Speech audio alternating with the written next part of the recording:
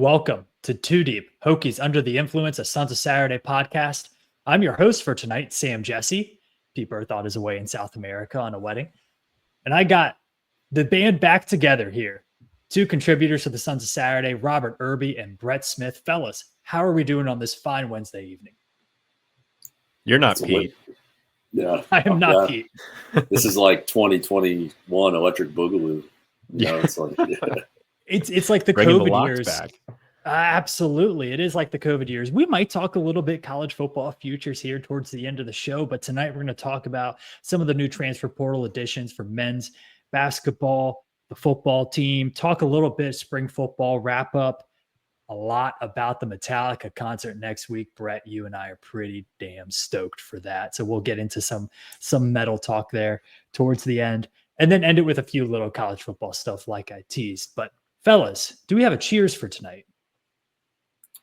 Cheers to Metallica. Yeah. Welcome home, boys. I got Diet Coke, but same thing. Dude, you can always cheers with a Wendy's Diet Coke. For sure. We'll do the same beer break and all. I know Robert's drinking something. I'm drinking something. And guys, let's just go ahead and get into it. The men's basketball team, they did have a transfer portal addition today, actually, in Jalen Bedford, 6'4" shooting guard, started at the JUCO level, then was at Oral Roberts. Last year was at UNLV. Exciting player because he does seem to have some high potential. He scored 10 plus points in 10 of the last 11 games last year for the Running Rebels. Does shoot the ball a whole heck of a lot, though. You guys seen anything about this guy? It does feel like a decent transfer portal pickup for the Hokies. Yeah, I would say he's a good, he's a good depth piece. I think he can compete for a starting spot in the lineup, depending on how he plays. He's kind of one of those guys to me where like his shooting splits aren't very good. I think he's like a 38% from the floor, but part of that has to do with the fact that UNLV just wasn't really a great basketball team this year.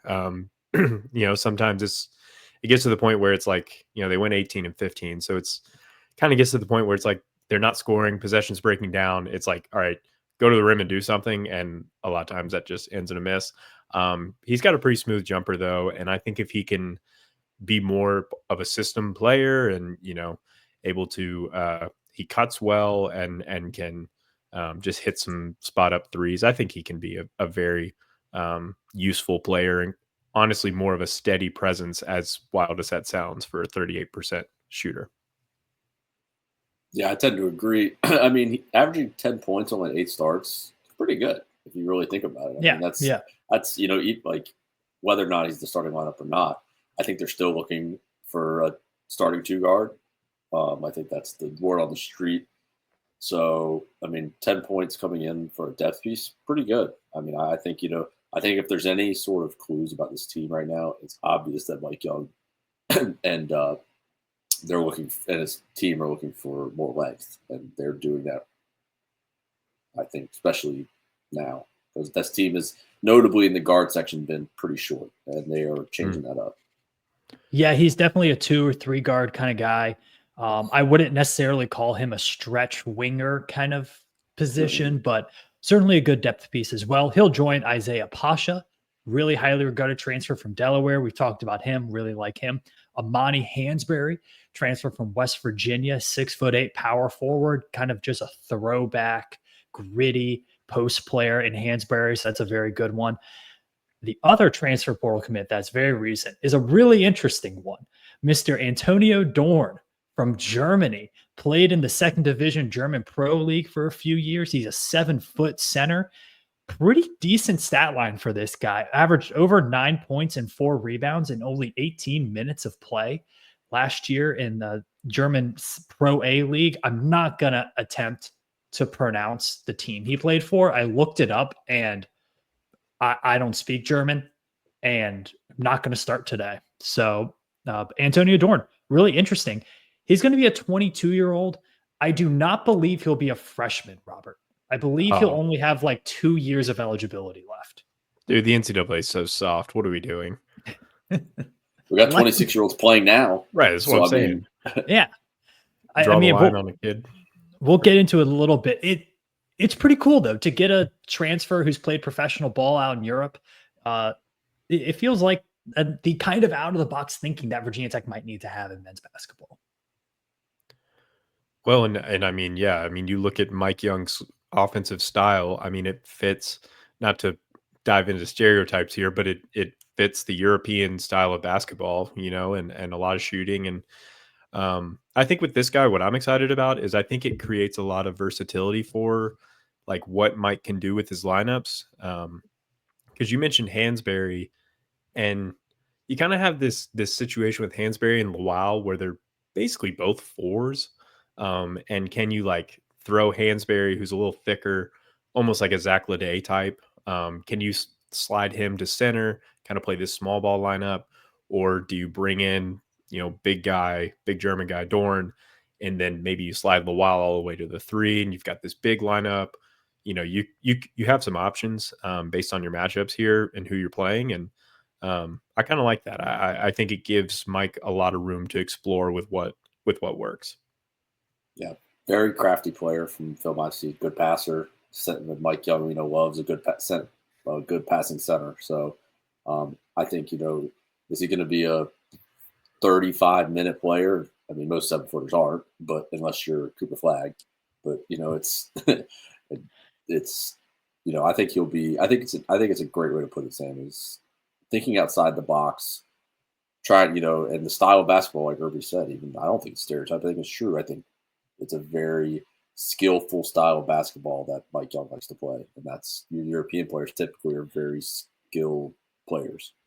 Yeah, and there may be some games where this kid plays 35 minutes because we're playing like Florida State, where they're all 7 feet tall, and then exactly. And then the next game we play UVA, who has no center, and he plays 5 minutes. It's just how the cookie crumbles. Well, speaking of European guys, there's another on the radar that I do want to talk about here. Niaklis Avdalis from Greece plays professionally there with the team. Peristeri, 6'8", small forward, guy who's gotten a lot of NBA draft buzz. I believe he's a top 50 prospect according to NBA.com. Averaged almost 9 points, almost 3 rebounds, over assists per game, shoots 41% from 3. I mean, he's the classic 6'8", but plays like he's 6'2". Hokies really haven't had a player like that since Alexander Walker, probably. Yeah. Even Nikhil's like 6'4", even Nikhil's like 6'4". Yeah. I mean, this guy has potential to be a really special talent. The Hokies are in the running for him. Don't have him yet. He is not in the boat yet. There's a lot of big guys in contention for him, but one to keep your eye on. Yeah, he's like the Peja Stojakovic's son, Greek version. I forgot. I mean, really. I mean, if you watch his game, I mean, it's just very similar, smooth on the basketball, really short, quick trigger, and it's just very fluid. Yeah, it's insane. Yeah, and I think he's what the team really is missing is like whether it's like a big man or someone to drive or whoever. Like you need someone who can ultimately just like play give him the ball and let him start. You know what I mean? Or like start the offense, like drive to the rim, get the action going, and like make the defense crash into you, and then suddenly you can pass it around the horn. But I feel like Tech's problem the last couple of years has been you have like all these spot up shooters, but there's not actually anybody who can like, do anything besides stand still at times, like you need someone who can get it started. That's what the European guys are so good at. I call it 2-ball. Like they're like the 2-ball is like essentially dead, like in the NBA, and then in college it's drive, foul, or three-pointer. I mean, that's just a lot of what the game is now. And these European guys, I think they found a niche in that teams are missing this. And if you can have a guy that can be a spot-up jumper or just, can get you a bucket when you need it, I think that's where these European guys are really thriving.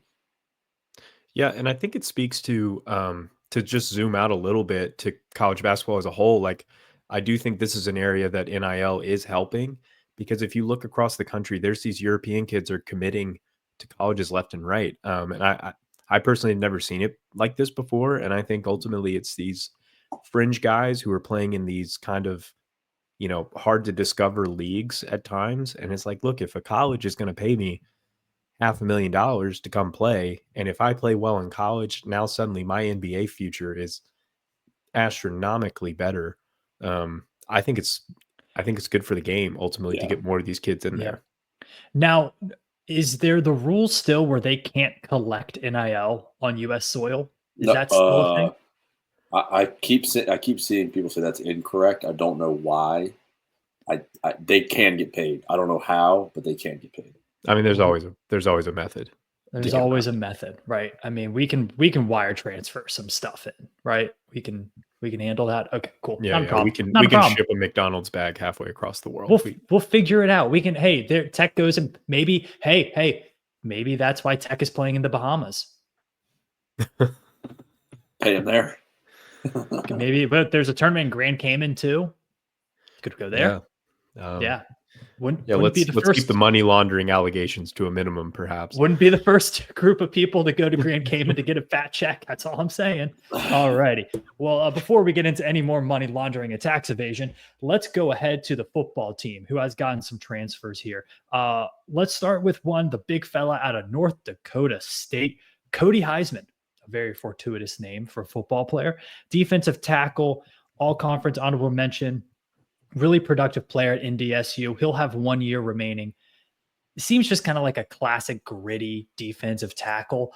Part of the defensive tackle rotation, though, is what I would say. Yeah, Brett, I think you're a little more studied on him than I am. So Heisman? Oh, you want me to jump in? Yeah, I mean, let's talk about Cody. Cody with a K, by the way, which is very North Dakota. Yeah, very. I mean, I think he's. People keep saying like he's not like the big splash name where we need for like defensive line. Newsflash to those people, we're not going to get that guy. So we need to think about playing like 4 to 5 guys in a game to be able to have the longevity to keep them fresh and to wear down the offensive line. We're not going to have like Aaron Donald all of a sudden walk through the door and play every snap and dominate. That's just not going to happen for us. That doesn't really happen in college football. Defensive tackles, elite defensive tackles are very hard to come by in college football.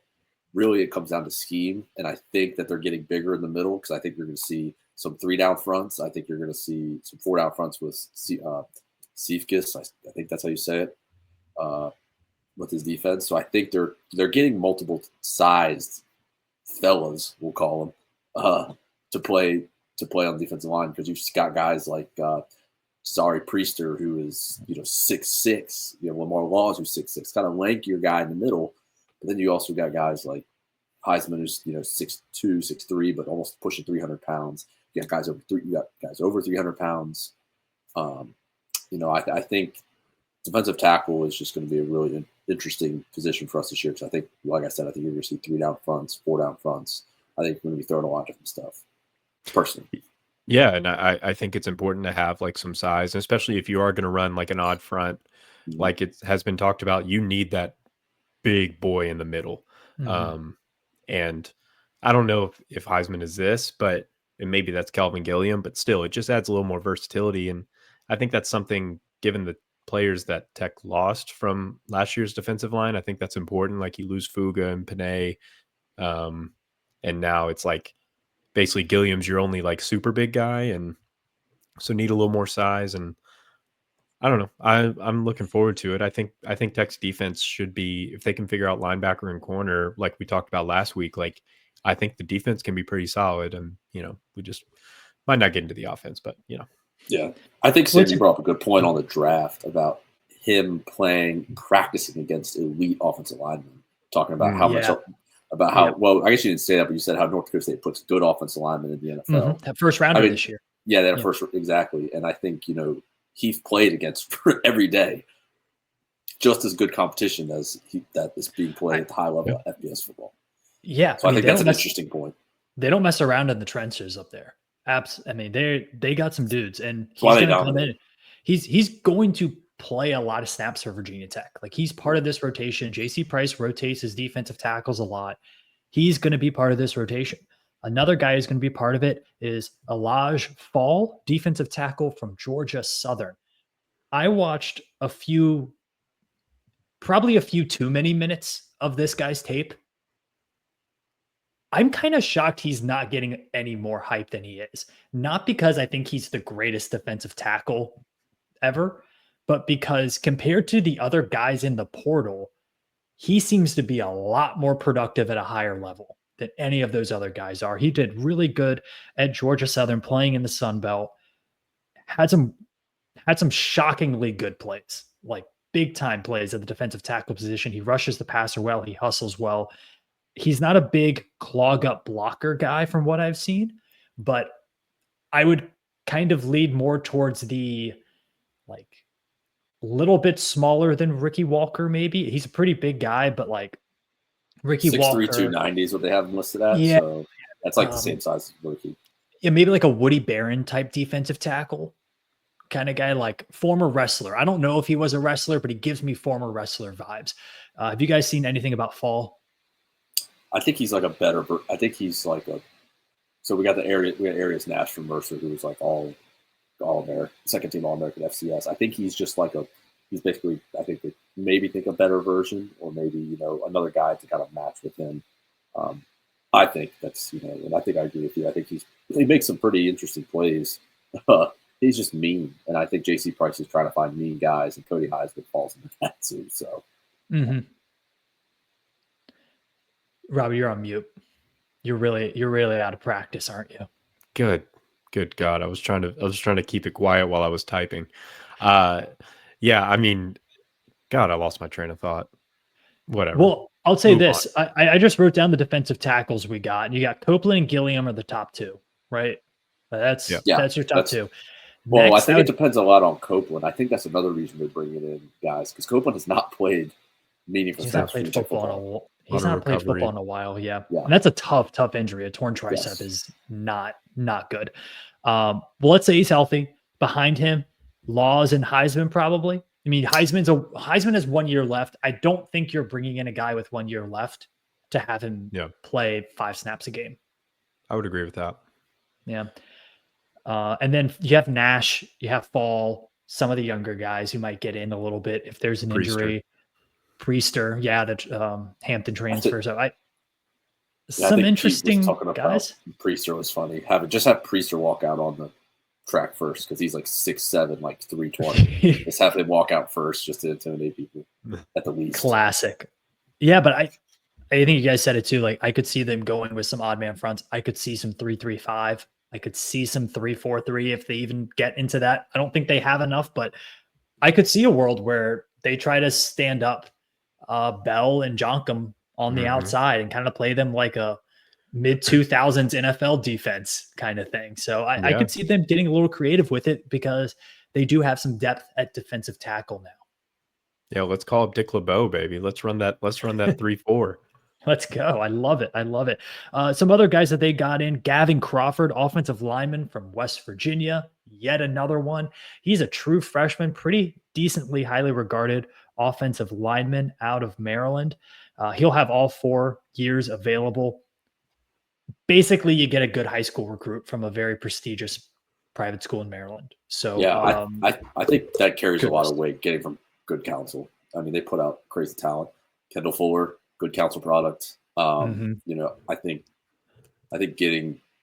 having Matt Moore with that relationship with that school could pay dividends, over the next couple of years. Yep. We'll see. We'll see how it plays out. I don't know. I don't know anything about him. He just got to. I don't even think he's not even a freshman in college yet. So we'll figure it out. Well, 330 pounds. That's a man. That is so. 330 pounds at 18 doesn't feel great, because there's no way. Yeah, maybe it goes the other way. Yeah, that's not muscle. So I'm gonna see. It'll be interesting to track that part of his progress, because 330 at 18 is tough. The big boy. That's a big dude. And then the Hokies also got Drew Doyle, long snapper from Iowa State. I believe he has 4 years of eligibility left, because I think he went into the Navy after high school for 4 years. That's pretty cool. Hang the banner. Bring the natty to Blacksburg, baby. That's cool. Welcome to Blacksburg, Drew Doyle. Yeah. If you don't know the name, congrats on leaving Iowa. I'll tell you, if you never learn the name of your team's long snapper, that means your team's got a good long snapper. Yeah, So, no, I think people underestimate how important long snapper is on a football team, especially college football. Yeah, I mean, Tech lost a game a couple years ago because of a long snapper. So true. Shout out to my childhood next door neighbor, King Keister, former Virginia Tech long snapper. There you go. Awesome. He was a long snapper with Michael Vick. That's great. And Shane Beamer. That's pretty cool. Shout out to him. All right, so kind of to wrap up football here, these are fine transfer portal additions. They're depth pieces. Doing it on the line of scrimmage makes a lot of sense. We did lose a couple of transfers out pretty recently. Braylon Johnson, kind of Highland Springs recruit, legacy guy, obviously, ends up going to Wake Forest. Look, Tech brought in a lot of DBs. We went through spring practice. He ends up leaving and going to a team that's part of a major rebuild. I think that tells you what you need to know. Best of luck to him. But I think this Hokies team really, really needed to completely overhaul the defensive back room after they lost Strong and after they lost Delane. You guys agree? Yeah, I think so. Yep. I mean, I think you have Dante Lovett, I think, luckily, for circumstances or not, was thrown into a lot of games the last couple of years, which will pay big dividends this year.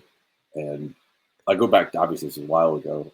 I talk about DBs getting play when they're young is extremely important. Good examples, Delane playing as a true freshman, obviously, and Strong playing as a redshirt freshman was huge for them. I think, if a DB is not playing starting by the time they're like a sophomore or a junior, is usually doesn't bode too well for them in the college realm. I think you play your young guys because it's a tough position. You either got it or you don't. Quarterback is noted as the toughest position in football, especially the NFL level. So you either have it or you don't. And I think, I think you're right. I think overhauling that move is important.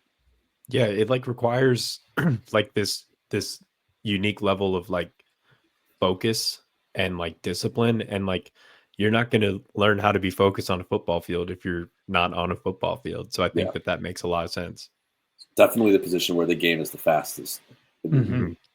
Well, the Hokies did the last kind of transfer portal piece that they've brought in is a veteran. Caleb Brown goes by Sibo, cornerback from Hawaii. Now he's from Alabama, played a couple years at a JUCO, then went to Hawaii. Now he's at Virginia Tech. I might have missed a stop in between there, but Caleb Brown, I remember watching him kind of in the Hawaii games, his name being called out. Solid guy. He doesn't have an interception in 2 years at Hawaii. He does have 7 passes defended in each of the last 2 years. That's kind of a tough stat to visualize. That's as many as Mansour Delane had last year. So just kind of to visualize for passes defended. He didn't have the interceptions, though. Those do not count as a pass defended, which doesn't make any sense to me, but neither here nor there. It's a veteran pickup. It's a guy who you can throw out there and who's played major college football. Again, I think he fits into the category with a lot of these transfers. He's depth. He's a little bit of experience. It's what you're going to get in the spring transfer portal. Yeah.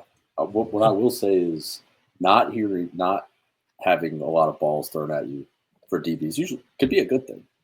I mean, he was pretty locked down in games that I watched. And if anybody knows me, I am the sicko watching CBS Sports Network at 10:30 on a Saturday. He was pretty locked down, and they played some offenses who love to throw the ball a lot. I mean, they played Utah State, they played UNLV, they played some pass happy offenses.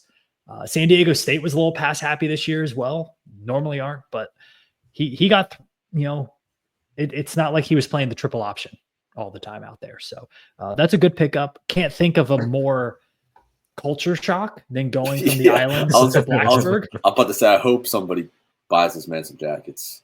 Yeah, sorry for your loss, big guy. Yeah. Yeah. About all respect to Blacksburg.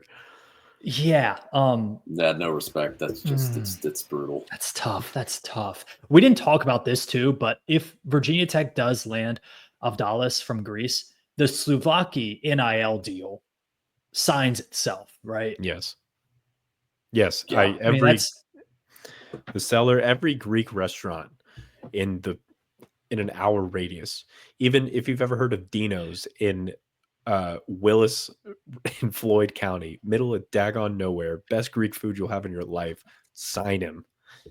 Well, okay, so I would say probably don't bring him there on the visit because he'll probably hate it. I'm gonna guess. Yeah. So maybe don't do that. But once he's here, just show him the sign. Just show him the sign. Be like, look, great Greek food. Oh, they're closed today. I don't know. Yeah. Oh. Yeah. Would be a cool addition. But yep. So those are the transfer portal guys. The Hokies are doing their best right now. I don't know what else to tell you. We'll see how this all ends up. Let's kind of round out the football talk, though, with our vibes from the spring practice. Pretty uneventful. You know, you have your starting quarterback get what seems to be a relatively precautionary surgery there. Not a ton of big time transfers in, transfers out that we didn't expect. What are your thoughts as Virginia Tech sits here in this kind of idle time, right? We've left spring football. We're entering magazine season, right? Athlon and, Rivals, Phil Steele, they're all getting fired up here. How do we feel about this program heading into the summer? Not great. Not great. Okay. I mean, I'm not trying to be the negative guy. I think it's just, this is such a hard team to evaluate right now. I mean, you have complete system overhauls on both sides of the ball. You have big personnel overhauls on both sides of the ball. All we really have to go on is just the collective disappointment that Virginia Tech football has given us in the last decade. And it's like, at this point, I'm not saying I'm like, oh, we're going to go 4-8, but I have no reason to think we're going to be great. You know what I mean? Yeah, Brett, do you feel better or worse after this spring? I mean, I feel better about some of the guys that they brought in kind of performing in the spring, but then again, like, are they performing well because they're good players? Or are they performing well because of what our defense looks like with the new defensive coordinator and you lost your best two corners? I'm going to say something, and I don't think it's that much of a hot take because it's already kind of started. I don't think spring game means worth a damn anymore, even from people getting reps. I just don't. I think injuries, NIL, I think it's just too many variables for guys to really I just think it doesn't really tell you much anymore. And so that kind of falls into like what Irby says. From what I know, it's hard to say this team is going to be good. It's just hard to say. I don't think. I mean, we're basically basing our team right now off a quarterback that's just came off surgery, that didn't have the best year last year, but we learned he was injured most of the year, with the complete system overhaul, like you said. But that can be a net positive. So it's just a lot of uncertainty, and I think it's tough to gauge anything positive for sure when it's that much change and what last year brought. Yeah, I kind of agree with you where I went into this spring and left this spring, and there were some good things, there were some bad things, but at the end of the day, like, I don't feel any different about this team right now than I did probably a month ago. And I probably won't feel any different when they kick off in Atlanta against South Carolina. Like, I mean, we didn't get to see some of these transfer portal guys even practice.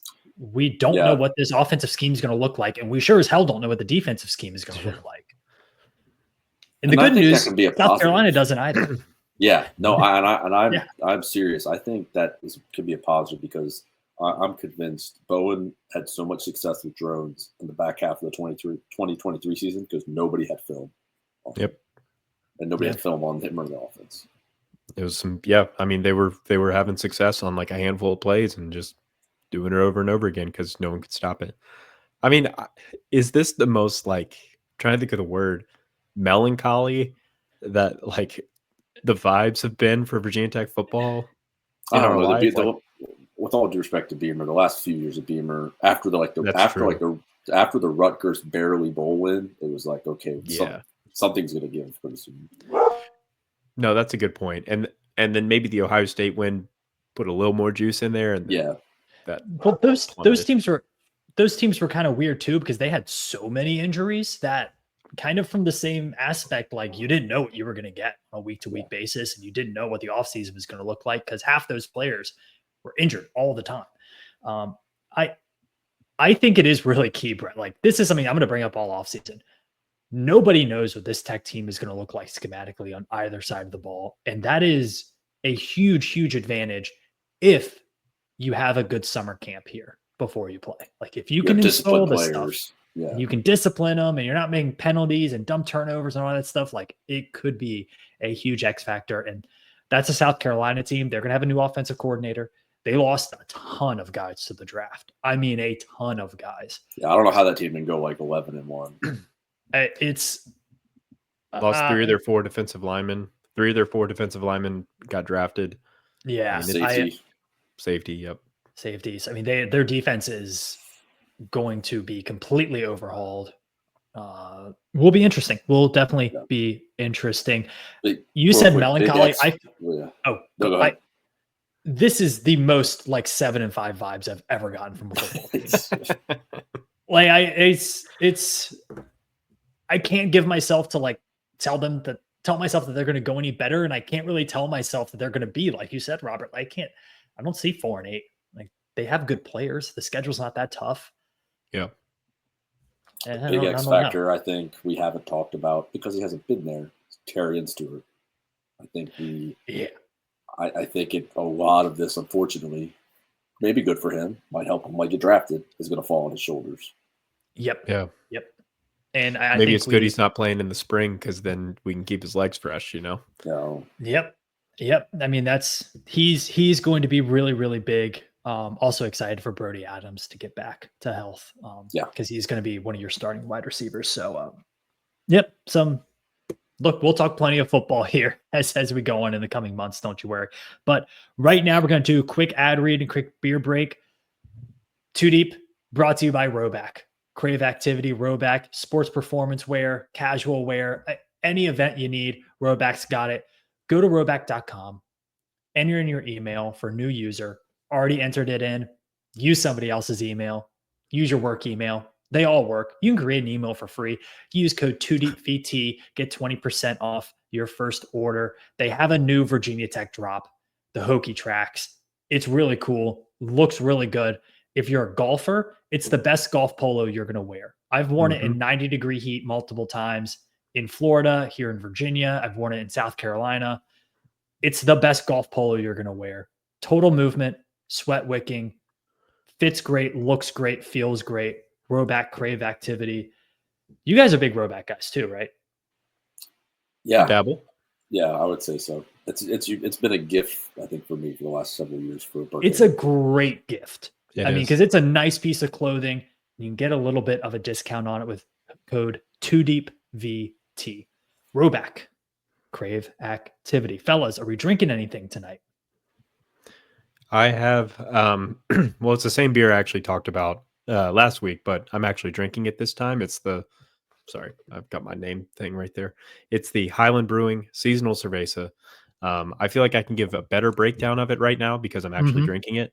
One thing I didn't note last week, and so, well, I guess for those who didn't hear, it's a lime lager, it's that Mexican style lager, but with a little bit of lime in there.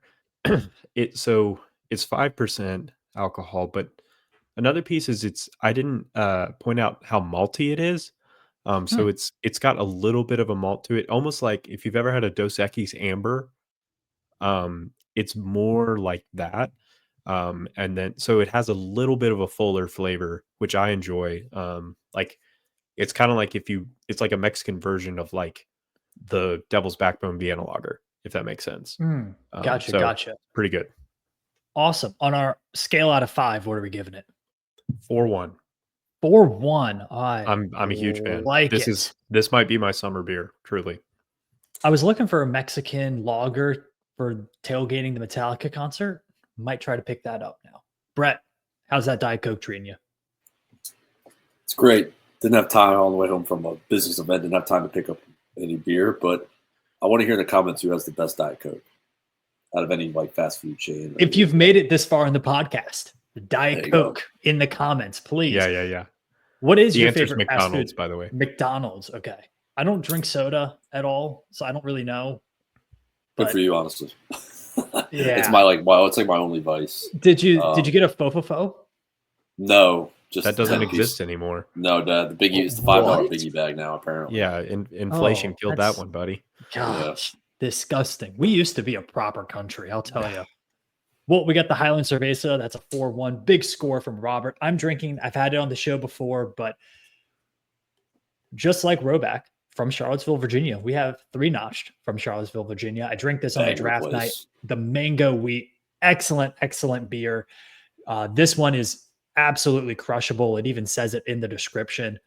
Only 4.8% alcohol, 12 IBUs. It is really, really good. It actually tastes like mango. It doesn't taste like mango flavoring. It tastes like you're biting into a mango, which is really rare.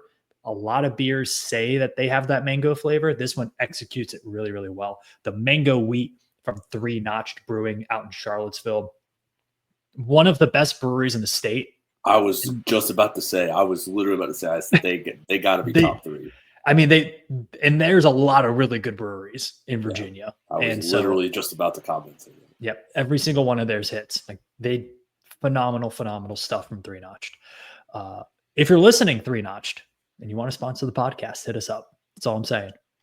You have a lot of Highland. 3-Notched. Hit me up. Highland, hit us up. Anybody owned by Budweiser, hit us up. If you'd like to give us money, call me. All right, fellas. Well, that does it for the beer break. Brett, this is your time to shine here. Metallica is finally coming to Lane Stadium as part of their world tour, second leg of their world tour. First off, this has been rumored for so many years. Oh, they're coming to this Thursday night game. They're coming to the Clemson game. They're coming to UV. When it became like official that they were actually coming to Lane Stadium, what was your reaction to that, Brett? Well, it's so funny because I was always like, everybody would ask me, be like, they'd like hear the rumors, and I was always the poo-poo on the idea guy. I was like, there's no way. Just from like, I've played music for a long time. From like the logistics standpoint, I was like, they just can't make it happen. There's no way. And I always said the only way they'll ever do it is if they did a full concert. But I was like, there's no way that's going to happen. And I'm not kidding. I had that conversation with somebody like 3 days before it announced, and turns out they just decided to show up to Blacksburg, which is very unlike Metallica. I love them to death. I've been listening to them for a long time, and they're known as, kind of like the band that, does what's in best interest of Metallica first. And kind of going out of their way to BFE to a football stadium really is not, from a logistics standpoint, best interest for Metallica. So it was very interesting for them, I thought, to even do that in the first place. And I mean, a huge amount of respect for them to do that. So yeah, I mean, obviously my jaw hit the floor. I couldn't believe it. And to finally get to see one of my favorite bands of all time, both openers I've listened to for a long time as well. So very excited. Dude, I feel like I remember you thought it was fake. Like I think we had to convince you that it was happening. Oh yeah, no, for sure. Yeah, I was not until I saw the email. I was like, or the post. I was like, but people were getting it maybe before me or saw it before me. Until I physically saw it, I was like, I could. It's going to feel incredibly surreal. I saw them last August on their opening night for the tour. I saw them at MetLife Stadium in New Jersey, technically. And it's, first off, insane show. I went with one of my best friends who's coming with me to this concert, diehard Metallica fans, and it's an insane show. And if you're a fan of just music, not even just metal music or Metallica, it's such an amazing show. And they're such great musicians, and they really go out of their way during it to show you that. And we'll talk about that a little later, but this feels like one of the biggest nights for the brand Virginia Tech in a very, very long time. Yeah. I mean, I think it's on par with Bristol. I think, or bigger in terms of, maybe it's not going to be televised, but in terms of like the stature of what it means to Virginia Tech and like regionally. And I think it's on par with Bristol, I think. Yeah. That's awesome. Yeah, I think it really is. And this is, again, like one of the greatest rock bands of all time on a world tour, stopping in Blacksburg, Virginia. Like, I think Lane Stadium is one of the smaller stadiums they're playing in their entire tour. Probably. So they play a lot of NFL stadiums, which are like 75, 70. Yeah. So, yeah. They're playing Bank of America down here, which is, I think, somewhere between 75 and 80. But they do play 100,000 stadiums like blah, blah, blah. So. Oh yeah, they'll play like Plaza Azteca and stuff like that in Mexico. Or festivals in Europe that are 500,000 people. But. Yeah, I mean I can't wait. Like it feels like such a special moment for Virginia Tech, and we're gonna have an article going out on sonsofsaturday.com about the like origin of Enter Sandman at Virginia Tech, because there's a lot of kind of serendipitous things that have led to this being a thing, right? You got like a Yankees fan in the booth who wanted to play Sandman because of Mariano Rivera. It's a freezing cold game. You have marching Virginians start jumping to stay warm, completely not having anything to do with the song going on behind them. It's been so organic, and so many teams try to create traditions, and this one just happened. And for it to happen and to continue and to materialize into this night next week is so awesome. So Brett, you've seen them before, right? No, that's my thing. Oh, you haven't? The first time I've seen them in my stadium. Really? Okay. Yeah. Okay. I've never. I was going to see them 20. Not when what was the album for 72 seasons? Hardwire Self-Destruct, that tour. Yep. I was going to go, but I just too many conflicts. I just couldn't make it happen, because most of the time living in Virginia, they don't really play DC, so you got to go to like MetLife, or you got to go to Charlotte. They don't play anywhere close to where I live in the eastern part of Virginia, so you either got to fly or drive a decent way. Yeah. It's going to be a lot of fun. It's going to be rowdy. It's going to be loud.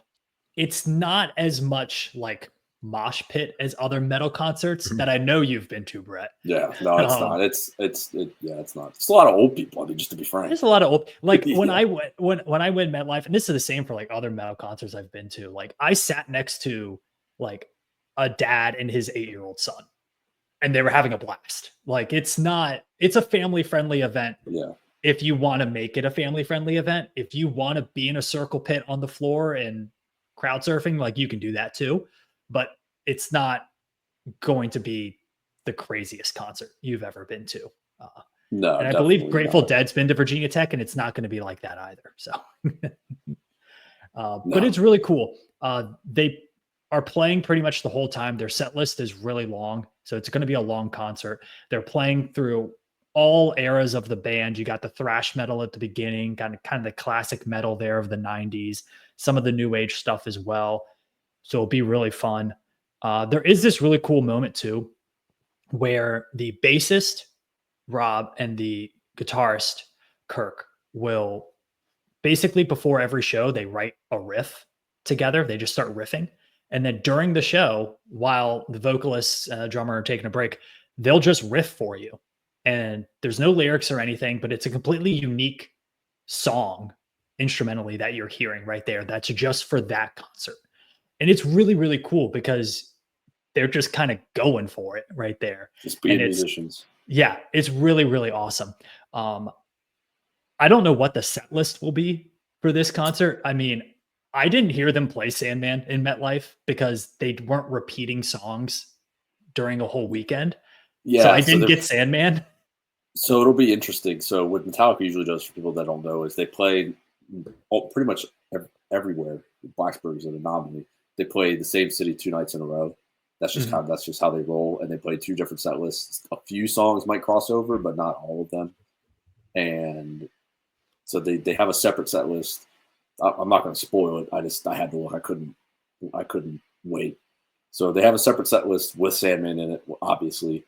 And I'll say this, it's last. So I think they curated this set list, I believe, because from a production standpoint and how they have all the graphics and everything, they have to have the same set list for every place they go. And so they have one with Sandman last, and my guess is they curated that knowing they're going to be in Blacksburg. And so that's one of their set lists with Sandman last. With Sandman last. So a lot of bangers in there, though. So it's going to be a good night. Yeah, I think it'll be really, really great. They're going to play it last, just so everyone knows. They don't do encores. No. Like when they're done, the lights turn on and they like bow and then they leave and like throw their picks and stuff like that. Like they're not an encore band. They're too old for that. So, and encores, like in reality, aren't even encores. Like bands just walk off and then they walk back on. It's not really a true encore anymore like they used to. But what else is there? So their intro as a band is pretty darn cool. It starts with the Ecstasy of Gold from The Good, the Bad, and the Ugly, Clint Eastwood movie. Yeah. And it's pretty sick. It'll get you fired up. And then they'll usually go into a song from usually one of the thrash metal albums, like usually something from Ride the Lightning. Yeah. I'm going to guess first song will be Ride the Lightning. Yeah, that's I'm putting that down. Putting that down. Remember that, Robert. You're the bookie. Okay. The bookie. Got it. Put that down. Cool little nugget about, we'll talk, the folks in Metallica about the opening band. So Rob's son, Ty, actually plays in Suicidal Tendencies, which is the opening band. And he's been playing with them for a couple years now. I think he's like 18, or maybe he's not even 18, or somewhere in that range. But he got to play, so he's been kind of like this prodigy, because he played with Korn in Brazil for 2 shows when he was 12. So that's pretty sick. Yeah. So it'll be cool to see him running around on stage with those guys on there. Jay Weinberg is now the drummer from Slipknot for Suicidal Tendencies. He left, so they have some impressive talent in the opening band as well. And then the middle band, not totally opener, is a pretty big band from the 90s, Pantera. I think direct support is what they usually say. Yeah, who's been traveling with them. I saw them. They were one of the openers at MetLife, and it's so sick.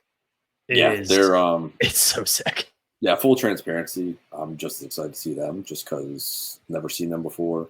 Obviously, they went on hiatus for many, many years because Dimebag Darrell, their original guitar player, was tragically shot on stage at a club for a side project he had.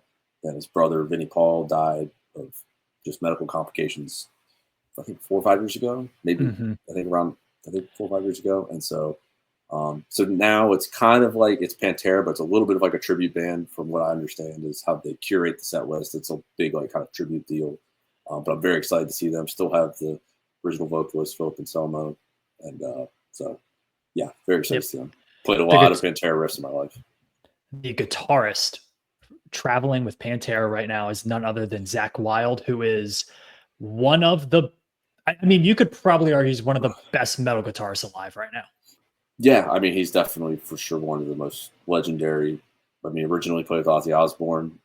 His audition with Ozzy Osbourne is usually, it's pretty interesting. I won't go into it detail, but how he got hired is pretty funny. But essentially, Ozzy hired him thinking he was somebody else, or he like auditioned him thinking it was somebody else, and then he called Zakk and said like, "Hey, is this blank blank?" And he said no. And he said, "Well, you have the job." Actually, Sharon called him because Sharon actually picked all the members for Ozzy, which is crazy. Could you imagine answering the phone and Sharon Osbourne being the person on the other end? Yeah. Hello, are you? Yeah. After Randy Rhoads died, she picked Jakey Lee, who did Bark of the Moon, and then she picked Zakk Wylde. Yep. His band, Black Label Society, right now is awesome. He's the lead vocalist and guitarist for it, and it's really, really good. Like, just some awesome. His guitar playing is like really unique. It's iconic. He shreds. He shreds so hard. Maybe he'll be wearing a kilt. He looks like a Viking. It's so cool. Everyone's gonna love it. And then the drummer for Pantera, who's traveling with them right now, was originally through Anthrax, so he's a very accomplished drummer as well. It's a really awesome show. Yeah, gonna be a fun one. Can we set an over-under on number of, I hope they play Hot to Go TikToks will be made by college girls at this concert? Oh, too many. And I'm going to drop like 12 and a half. Yeah. I'd be here for Metallica covering Chapel Roan. I personally. I think I just broke my brain trying to envision that. Hold on. I mean, I think I'm good with that as well. Hey.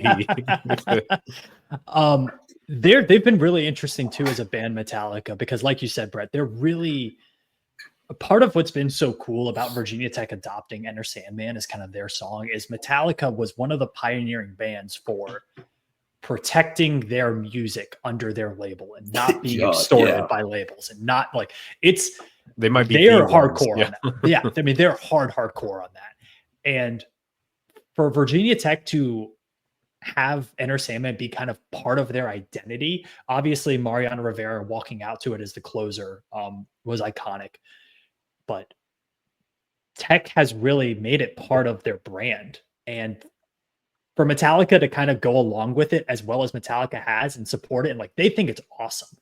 And they think it's really special. Yeah, they've done videos. They did Bieber's retirement videos, so they're aware. Like they've always been aware. So yeah, and it's really, really cool. Like they don't just do that, you know. Well, Virginia Tech, to be fair, probably makes them a lot of money by doing that, but you know, getting those listens up. Yeah. What do you guys think is the percentage of Tech fans versus just Metallica fans at the show? I've been asking people this. I have. I think it's gonna be like roughly 50-50. Yeah. I mean, I would say it's. I mean, are you saying like Tech fans that are Metallica fans, or are you saying like Metallica fans with no connection to VT showing up? People that are associated with Virginia Tech versus people that only associate with Metallica. So like I'm a Virginia Tech making fan. The trek to Blacksburg. You know what I mean? Oh, that's the thing. I do. Sam probably can tell you. There's a lot of roadies, okay. But I also would say like there's like I bet there's a lot of people around Southwest Virginia who have never had the opportunity to travel. Exactly. Eastern Tennessee. That's exactly. And I'm thinking about West Virginia too. Yeah, state of Virginia in general. Like I said, it's hard. Like they don't play DC because there's not because the football stadium's in Landover, Maryland, and they are not playing in Landover, Maryland. And one arena is not for long. Way too small. Yeah, not for long. Thank God. But so I mean, so they don't play DC. So that's the thing is, I think I've been telling people I personally think there's going to be more Metallica, not include the students. Throws it off. I don't know how many. I think there'll be a lot of students. I don't know if there'll be as many as you think. Yeah, take away the students. I've been saying I think there's going to be more Metallica fans than Tech fans. Personally. Okay, no, I'll take that correction. Yeah, that makes sense. Yeah, I'm telling you, Metallica people, they're true diehard. I love Metallica, but there's people that have seen Metallica like 30 times in their life, and they will pay whatever. Yeah. Crazy. I'm so excited. It's a dream come true. I think I'm not unique in saying that. Like this is it's unreal. I'm the background of the show on YouTube right now is Lane Stadium, and I'm like picturing myself on that field right now, getting ready for Metallica. Like that's such a wild, crazy thing to be saying. Yeah, watching all the games that I've watched there on that field, storming the field when after Nebraska in 2009, stuff like that, graduating on that field, it's to watch Metallica. It is definitely going to be a surreal moment. That's awesome. It is. It's going to be like an emotional, surreal moment, and like kind of a not hyperbole, like a bucket list. Put a pin in it for looking back at your lifetime moment for me. Like it's gonna be pretty sick. And I'll tell you what, I can guarantee you this: if you go to that concert, you will not leave Lane Stadium disappointed this time. I can promise you that. You guys are gonna make me do it. I promise you that. All right. Anything else on Metallica? I don't think so. If foam earplugs are cheap. If you just don't even want to risk it, take them. I went a long time without wearing earplugs, and I've gotten sick of it. I don't know. I haven't been to like a big concert outdoor like this in a long time, so I don't even know how loud it is. If you're going to be on the field, I would wear them, or like sitting lower in the stadium. I would probably bring them, especially if you are like a medical professional. Yeah, you need to listen to like heart murmurs and stuff. For sure, bring earplugs. Yeah, it's gonna be loud. It's going to be loud. All right, well that does it for Metallica talk, fellas. It's been great. I'm super excited. I think we might have a photographer there for Sons of Saturday, waiting on confirmation from Live Nation. So we'll see if we get some exclusive Sons of Saturday pictures from that concert. Who knows? We will. And also quick shout out before we move on to the other stuff, sonsofsaturday.com. Robert is going to have an article up there about spring football and kind of in the modern game. Again, that story on Enter Sandman will be coming out soon. Baseball stuff, softball stuff. I just posted a kind of a wrap up for where baseball's at onto YouTube. I'll put that on the website as well. That'll come out tonight. Hokie baseball, they've hit a slide right now, and the way he's freaked out is funny. Sorry, it's not going well. They can bounce back. But tough last 3.5 weeks for the Blacksburg Bombers. Softball, big series against Florida State coming up. They're awesome. Huge series against Florida State for #1 overall seed in the ACC. And congrats to Corey McMillan, who got her golden ticket to play professional softball, the second Hokie this year to do it. She's been unbelievable. She's been unbelievable. That team is really, really good. They can make some noise in the NCAA tournament. All right. Anything from Diamond Sports for you guys before we wrap things up? Nope. Me. Robert, how are those Orioles doing, buddy? Well, they just won. That's what I was just looking at. They just won. Took 2 out of 3 from the Yankees. Slowly but surely. I don't know. Half the team's injured. Vibes are not good, but I don't know. It's a long season. Make a trade here or there. Get guys back from injury. Long season. They'll be all right. You could say the same thing about Tech baseball. Exact same thing about Tech baseball right now. So pretty much. We'll see. All right, fellas. I want to end this out with some vintage Sam, Brett, and Robert fodder. Shoot the shit stuff, guys. Give me some college football hot takes to end this season. I got 2 written down. What do you guys got? Robert, I'll start with you. DJ Lagway wins the Heisman. Oh, I hate that. Sorry. That's what's a hot take. I know. Brett and I have such differing opinions on Lagway. I just can't get Anthony Richardson out of my head when I watch DJ Lagway. I'm just like, there's no way. No, he's a better passer though. He is. Richardson's a freak. Lagway's not even like that. He's like athletic. He's a better quarterback. I know he is. It's just like a mental block. I get that. And you could just say the quarterback position at Florida since Tebow left has been a disaster. So I get it. But I think it's if you look at college football now, I think the group of quarterbacks is still pretty weak personally. I don't see the 2026 draft class being any better than 25. And I look around and I'm like, look, Lagway is, in terms of recruiting rankings, most talented. He's got a season under his belt already. They're going to cater that offense to him entirely.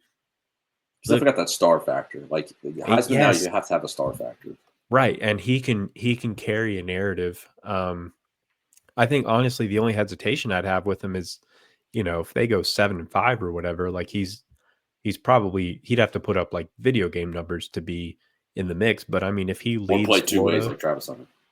Yeah. Well, yeah.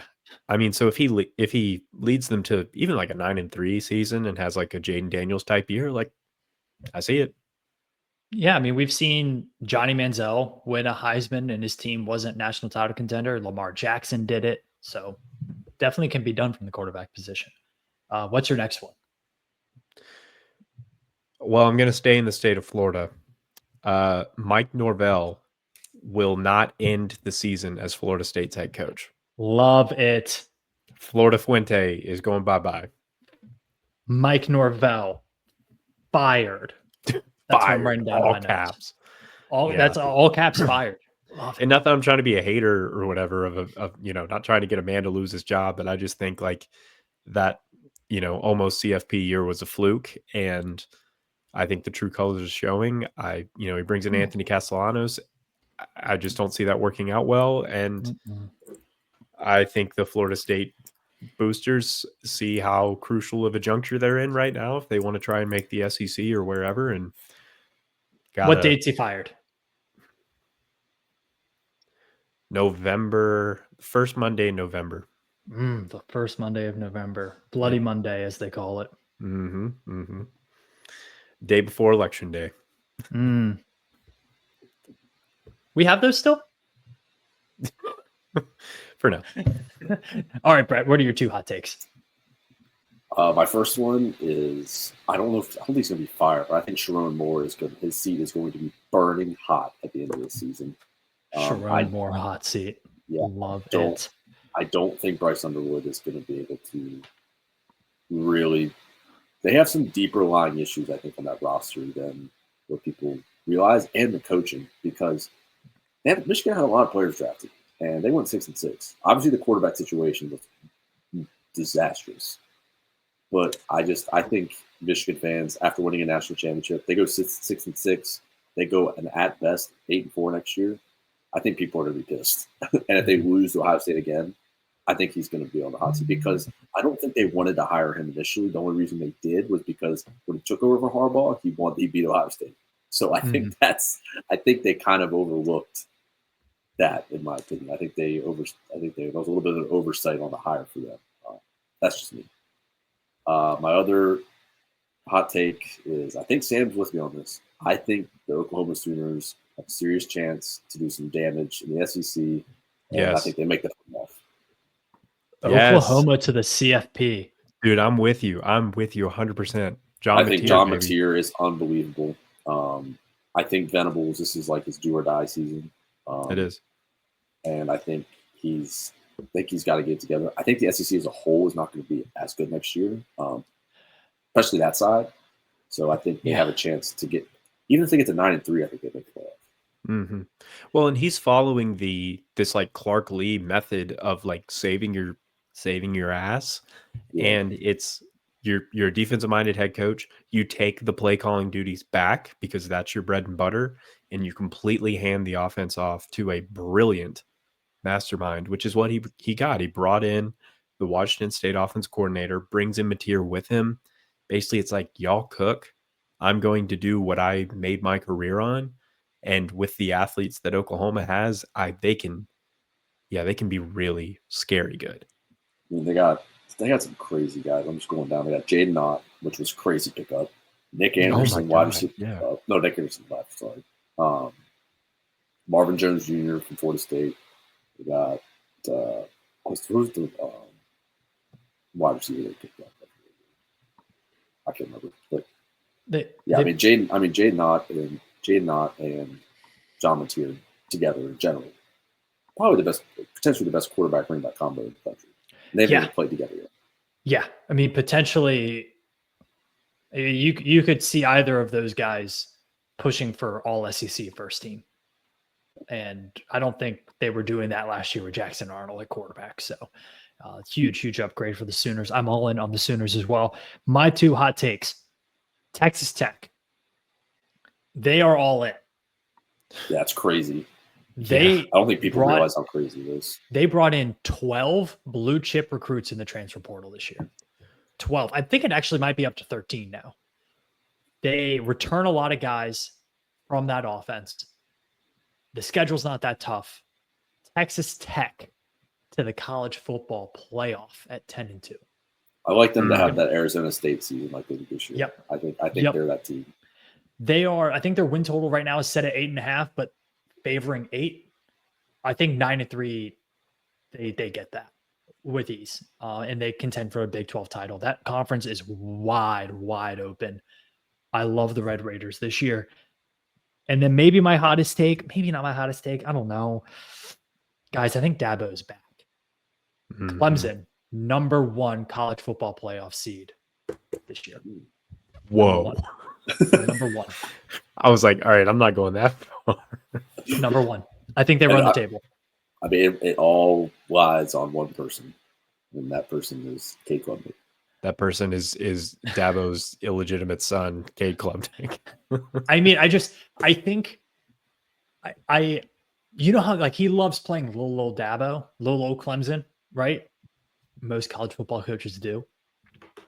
I think this is the year where he can do that, but he secretly knows that they're stacked. Like, I think their wide receiver core is the best. Their wide receiver core is the best it's been in almost a decade. Offensive and defensive lines are going to be stacked. Defensive front seven's very good. Klubnik, I thought, came on at the end really last year. The schedule sets up for them. I think they run the table. It comes down to that game against Notre Dame, but I think they run the table. Spin zone. Has Dabo tanked the last 5 years so that he can put the chip back on his shoulder? I guarantee you he has some like Savannah Bananas related motivational speech in his back pocket. And dude, it's a gold mine. If you look at the owner of the team, it's a gold mine. There's so much. Their vibes are so high right now. And I'm all in on Clemson this year. My only question with them is, will they be able to run the ball? Because I don't know really what they have at running back. I mean, this is the whole thing about him not using the portal. So yeah, I think that's a fair question. I mean, I was never too impressed with Maffa. I felt like once he got the starting job, he ran differently. I think those extra yards that he got when he was the backup to Shipley turned into him running the ball out of bounds a bit. So I think they needed a refresh at running back. But again, that wide receiver core is filthy. The defensive front seven's filthy. Klubnik's very, very good. Could be a big year in Clemson, South Carolina. Anything else, fellas? Let's just get this out of the way now. UNC.